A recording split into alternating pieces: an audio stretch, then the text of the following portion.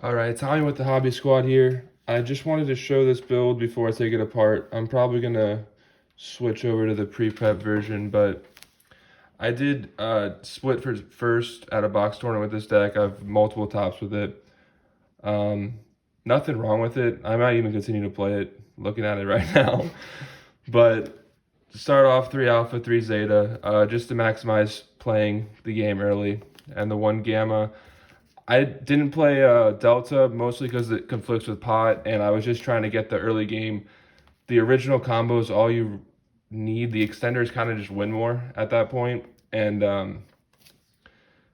Gamma usually goes through. I mean, it does help to draw it sometimes, but you have a lot of ways to search it too.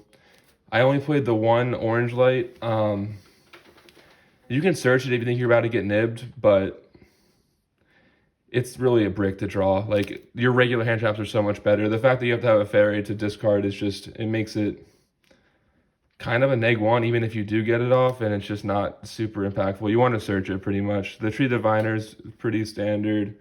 I only played the three ritual monsters. This is something I've been doing in the deck just because, again, I'm just focusing on the early game.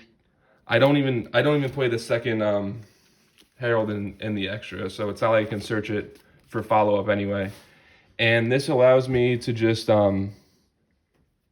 focus on early game, focusing on getting Ben 10 through off of alpha, and that's what the crossout build really does. It doesn't really have extenders so much as make sure your plays go through and have hand traps so that you can actually make your board going second too.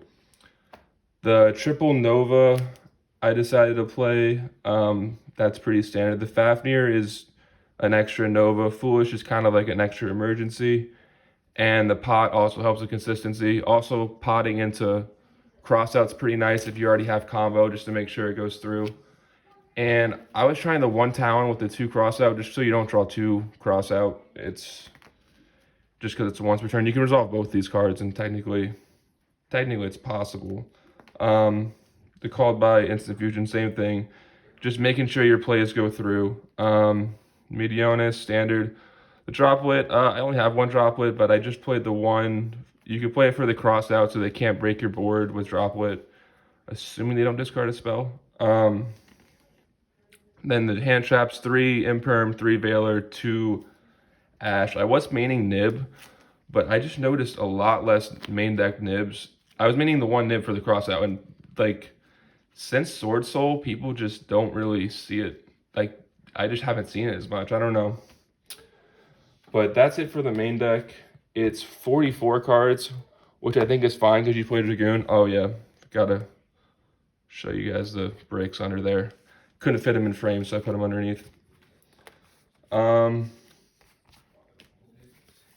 Next, I'll show you guys the extra. It's pretty standard.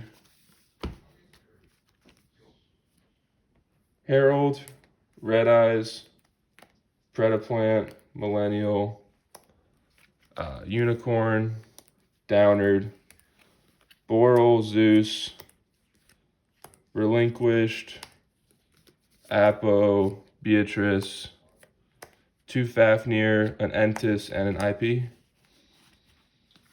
Nothing too much, just nothing too out of the norm there. And then inside, this has been changing so much. It's probably going to be different in a week or two, just because the meta is always changing. The only thing you really need about the side is that I'm siding the 1 Nib, and this is why crossout's kind of awkward, because you have to side in hand traps going first, which is just weird as a concept. But going first, I would side in the crossout, the droll, and the Nib, and it's just kind of awkward. I mean, it is nice to have that protection, and it when it works, but I mean, it's hit or miss, really. Like I said, I'm going to be playing the pre-prep build pretty soon. Just wanted to get it out there.